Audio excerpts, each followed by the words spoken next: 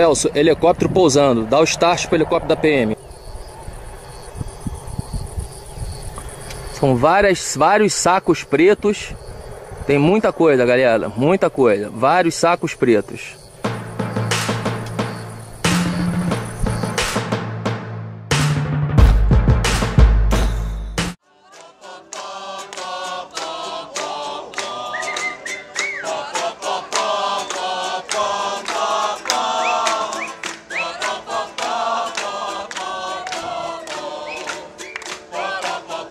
A Polícia Federal e a Polícia Militar do Espírito Santo divulgaram que no dia 24, divulgaram no dia 25, uma segunda-feira, que na véspera tinham feito uma apreensão de 445 quilos de pasta base de cocaína que tinham sido transportados por um helicóptero. Aí a grande surpresa da ocasião foi que se soube que esse helicóptero pertencia ou pertence à família Perrella. Os políticos envolvidos são políticos importantes em Minas Gerais, são políticos conhecidos pelas ligações que tem com uma pessoa que se apresenta hoje como candidato a presidente da República. Define uma palavra, cruzeiro. Uma palavra só. Paixão. Dinastia. Perrella? Aécio Neves. Amigo. O helicóptero do deputado Gustavo Perrella, filho de Zezé Perrella, saiu do Paraguai, fez um pouso em hotel fazenda de luxo em Jarinu, interior de São Paulo, onde deixou uma parte da droga, e no dia seguinte pousou em uma fazenda em Afonso Cláudio, Espírito Santo, onde houve o flagrante. Foram presos o piloto Rogério Almeida Antunes, funcionário da Assembleia Legislativa de Minas Gerais, o copiloto Alexandre José de Oliveira Júnior, o empresário Robson Ferreira Dias e o jardineiro Diélio Rodrigues. É a segunda maior apreensão de droga lá do Espírito Santo, uma das maiores que já houve no Brasil, de quase meia tonelada de pasta base de cocaína. Ihu! Estilo tu é doido, maluco. Essa investigação, vou dizer, é uma pena que ela acabou, que a Polícia Federal fez questão de livrar todo mundo, que o procurador saiu, mas o maior prejuízo é que ela realmente poderia contar melhor a história do tráfico no Brasil. Será que tem muita droga aí, meu irmão? Tem. A gente vai lá, você precisa fazer uma cópia, aquele 20, há uma tendência muito grande do processo ser anulado. E ele sendo anulado, o helicóptero perde a razão de ser. É como se não tivesse havido esse tráfico. Nos dias seguintes ao da apreensão, ao da divulgação pela Polícia Federal, os fatos foram todos jornalisticamente, os fatos divulgados, jornalisticamente muito relevantes, surpreendentes.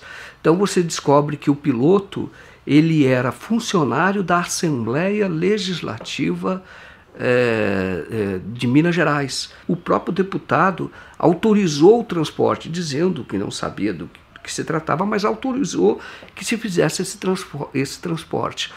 Aí começa a ter algumas informações não confirmadas de que a cocaína teria vindo do Paraguai e iria para a Europa. Então torna essa apreensão ainda mais, vamos dizer assim, relevante do ponto de vista criminal, porque é tráfico internacional. Mas a imprensa em geral, ou a imprensa, a chamada grande imprensa, não deu bola para isso.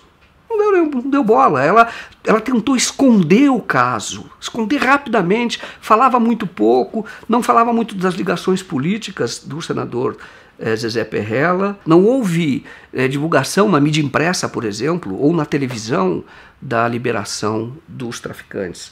Uma liberação feita no dia em que eles prestariam o depoimento ao juiz. O juiz não quis ouvir o depoimento. Poderia ter ouvido o depoimento e liberado depois, mas não. Antes que a audiência começasse, ele veio com a decisão de que não iria ouvi-los. O procurador, então, ele simplesmente abandona o caso, insiste para abandonar o caso e diz o seguinte: olha, eu não posso porque agora eu sei de fatos, ouvi coisas que me fazem testemunhas de defesa dos traficantes. Então é uma coisa absurda, entendeu? A pessoa sai da condição de acusador para ser testemunha de defesa dos traficantes. Você imagina, por exemplo, num outro caso famoso, o caso do Mensalão. Você imagina o procurador da República, na época, o Gurgel, ou mesmo o anterior, ele simplesmente, depois de iniciada toda a acusação, ele diz, olha, não posso mais, eu agora vou ser testemunha de defesa dos acusados. É um total escândalo. Mostra a disposição do órgão de acusação, aquele que deve fiscalizar, aquele que deve acusar, mostra ele, na verdade, preocupado em livrar a cara das pessoas.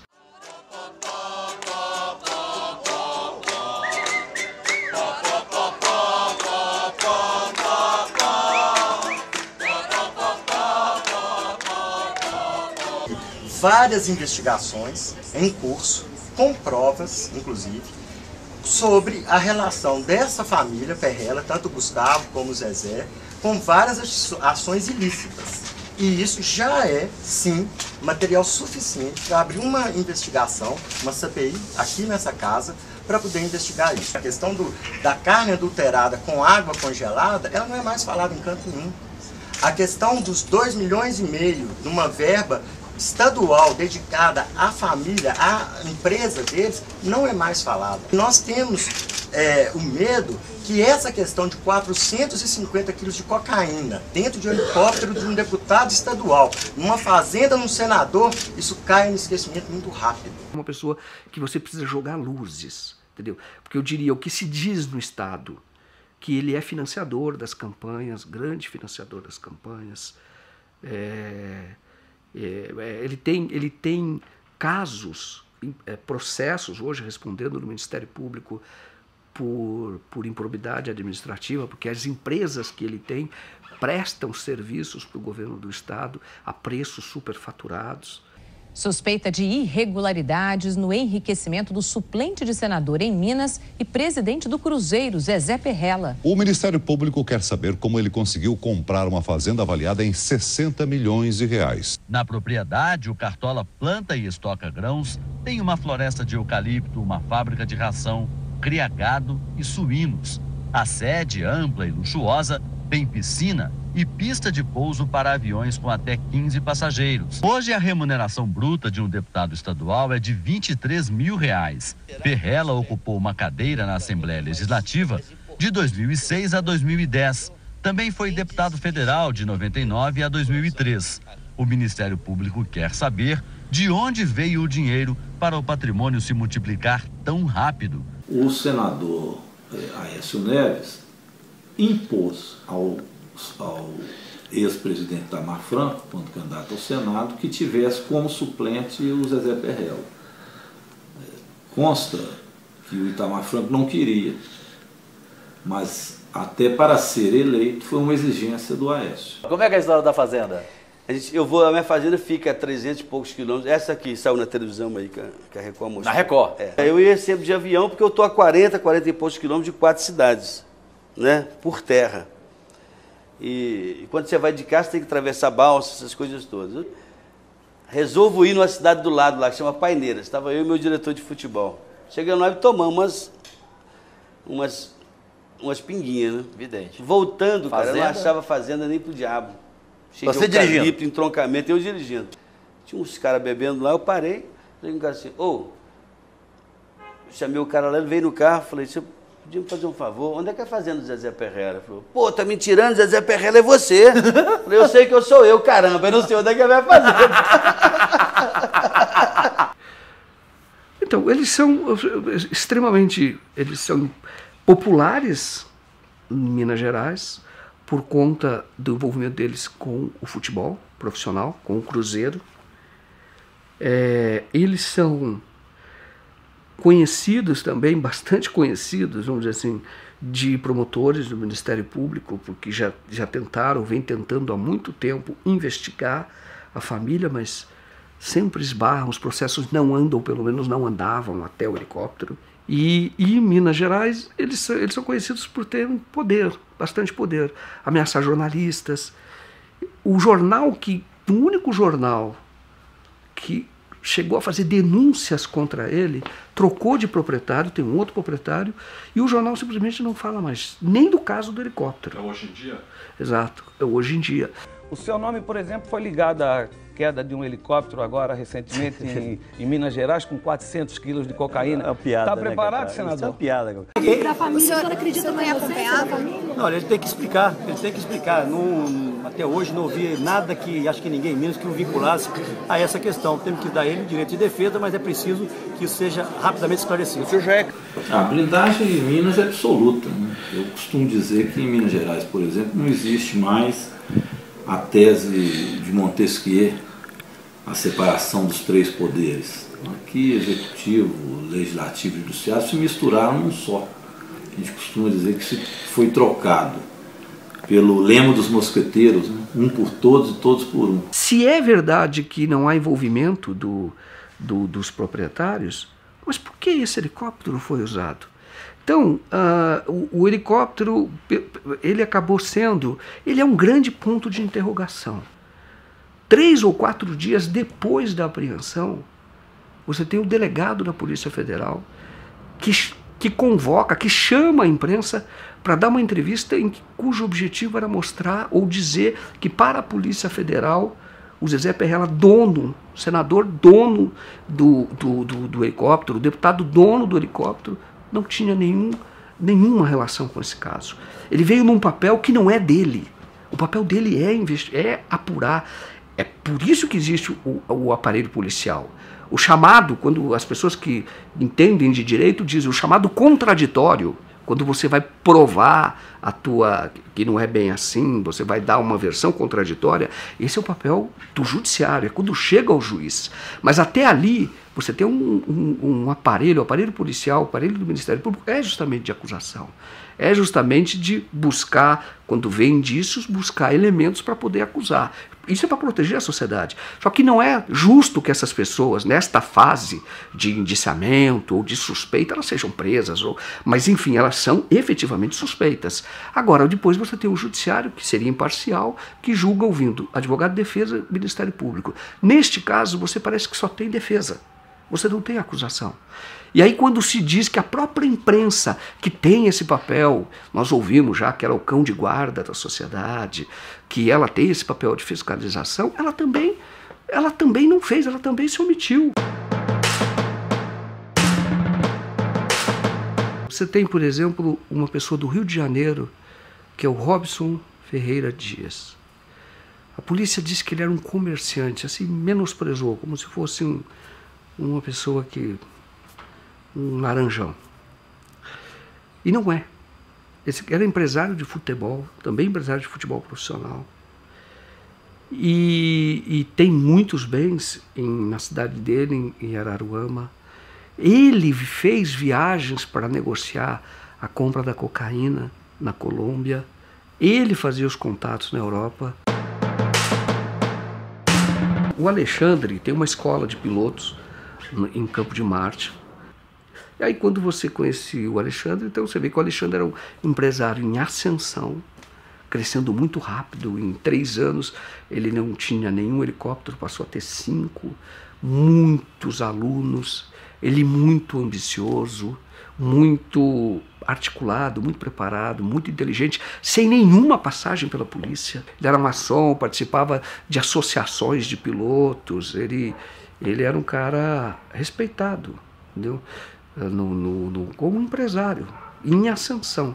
26 anos e um empresário. Deu entrevista em rede nacional. Alexandre, você é traficante? Não sou traficante. Com toda sombra de dúvida, não sou traficante. Mas você foi buscar cocaína e levou para o Espírito Santo? Negativo, seu Joaquim. Fui contratado para fazer um voo do Paraná para o Espírito Santo de produto eletrônico e veterinário. Em momento algum nós tínhamos conhecimento que estávamos transportando cocaína. Nem eu e nem o outro piloto, o Rogério. O senhor acha que foi usado? Com certeza foi usado. Com que objetivo? Olha, eu não sei te dizer, mas eu acredito que qualquer piloto que soubesse que estivesse transportando cocaína não pousaria em nenhum aeroporto controlado. Você entendeu? A gente pousou em Avaré, pousamos em Divinópolis. você entendeu? Com conhecimento da carga, se tivéssemos o conhecimento, a gente não pousaria em nenhum aeroporto. Agora, Alexandre, de qualquer forma, pelas fotos que a gente vê, eram tabletes ali de cocaína. Pelos ver no porta-malas do carro, ver no banco de trás. Isso eles abriram as malas para jogar no carro. Mas quando saiu da aeronave, tanto no vídeo da Polícia Federal, estava tudo em sacos pretos, né? Estava em malas pretas e caixas, né? Então eu acredito que eles rasgaram para jogar no carro, né? Para caber, até porque o volume era... E quando você viu? Aí a gente se desesperou, tanto eu como o Rogério, né? Os dois correram para abastecer. Só que aí então a aeronave já tinha sido desligada, né? Se a gente tivesse conhecimento, a gente não ia desligar. A aeronave não precisa ser desligada para abastecer. A gente poderia abastecer. Se a gente tivesse conhecimento do que era, a gente ia abastecer a aeronave acionado. A gente cortou a aeronave, desceu, foi buscar o combustível. Ninguém estava... em momento algum a gente tinha ciência do que se tratava. Só quando eles começaram a abrir. Aí bateu o desespero. Só que quando a gente viu o que era, já começou a chegar a polícia, né? Agora, Alexandre, tem uma mensagem que é trocada por o piloto, pelo Rogério, com o primo dele, em que ele diz que estava transportando coca. E tira até uma foto. E transmite uma foto. Eu não tive acesso a isso, eu não vi. O que eu posso garantir é que a mercadoria veio toda em malas e caixas fechadas. A gente não tocou em nada, a gente não carregou a aeronave em momento algum. E qual era a linha de defesa do senhor? A nossa linha era justamente nisso aí. Que ele não tivesse conhecimento que era droga. Seria isso aí tentar saber que ele é primário, a pessoa que nunca se envolveu com crime. É um empresário. Para nós foi surpresa também. O que o senhor acha que vai dar esse processo? A justiça tem que decidir. Esse processo, sob a minha ótica, está nulo. A prova ilícita não tem valor algum.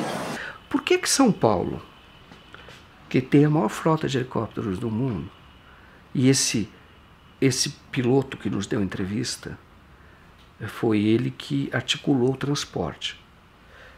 Então foi ele que trouxe um helicóptero de Minas Gerais para fazer esse transporte. Teoricamente foi ele que trouxe. Mas eu me pergunto, mas por que ele precisava trazer de Minas, se aqui em São Paulo tem tanto helicóptero? Ele próprio tinha 5 helicópteros. E ele é o menor nessa cadeia. Você percebe que ele recebe ordens. Quando você vê a investigação, eles falam todos em códigos, com apelidos. Ele é subalterno.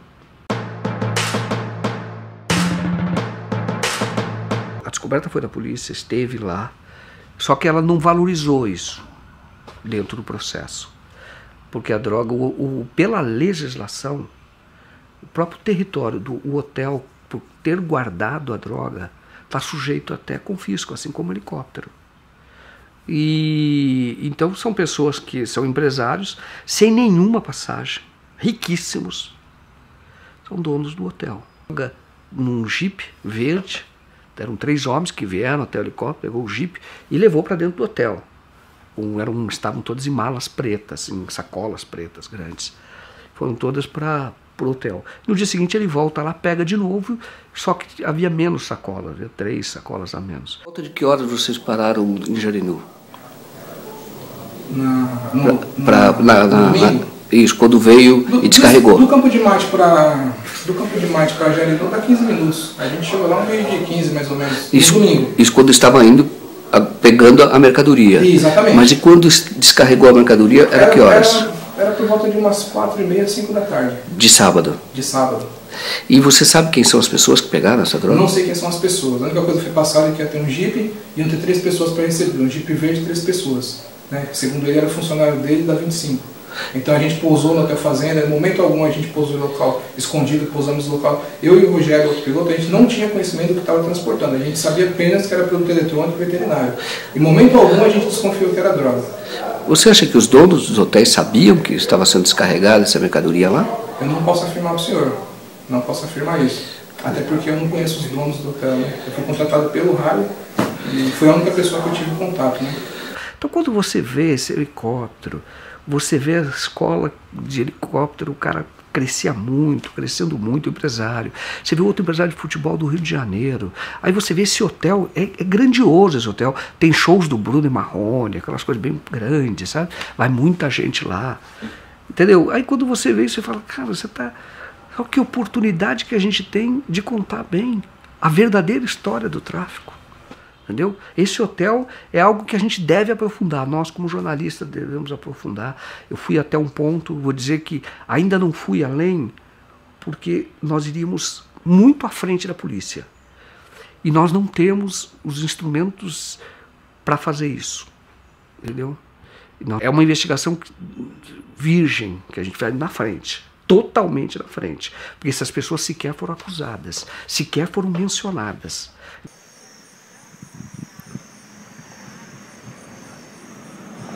Afonso Cláudio, ela vive assim, Afonso é uma cidade pequena, uma cidade de 30 mil habitantes, de atividade agrícola assim intensa, cidade de morros, e de repente um helicóptero aparece lá, de um senador de um outro estado, que para eles Espírito Santo é um estado muito pequenininho, eles veem Minas Gerais como uma potência, entendeu? Uma grande potência. Então vem de lá com quase meia tonelada de cocaína, de pasta à base de cocaína. O próprio juiz com quem eu conversei longamente, ele recebeu a visita da DEA, agentes americanos, justamente para dizer, primeiro, o Brasil é a porta de entrada de droga para a Europa. Segundo, o Espírito Santo, o porto do Espírito Santo, é muito usado por isso. Meia tonelada de pasta base, que custa, na ponta inicial do tráfico, as pessoas falam entre 4 e 6 milhões. E que você pode render lá fora, depois que você faz a mistura, uma cocaína de qualidade na Europa, as pessoas falam que renderia pelo menos 50 milhões. A investigação mostra isso, que eles tinham contato com uma pessoa chamada Jimmy, que era de Amsterdã, e eles estavam negociando o envio para lá de convites, eles chamam convites.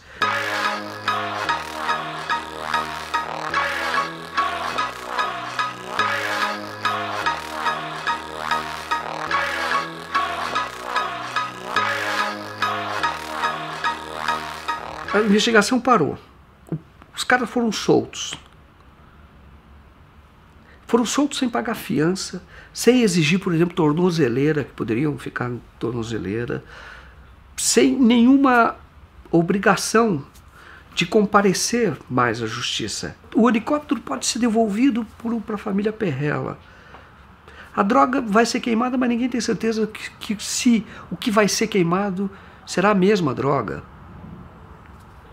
Aí diz, olha, e como é que fica a sociedade? Por que estamos fazendo tudo isso?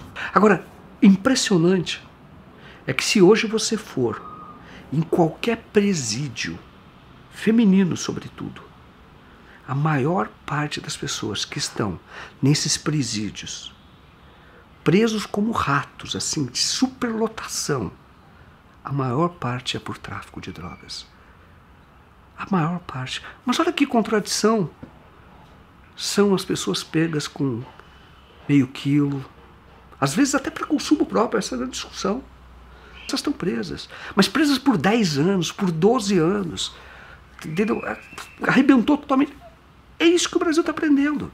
Então, como é que o senhor, como político, recebeu aquela apreensão de drogas no Espírito Santo? Como é que Minas tem tratado isso? O que nos choca nisso são as diferenças de tratamento. Nem o piloto, após um flagrante de 445 quilos de pasta base de cocaína, nem o piloto está preso, que foi pego em flagrante.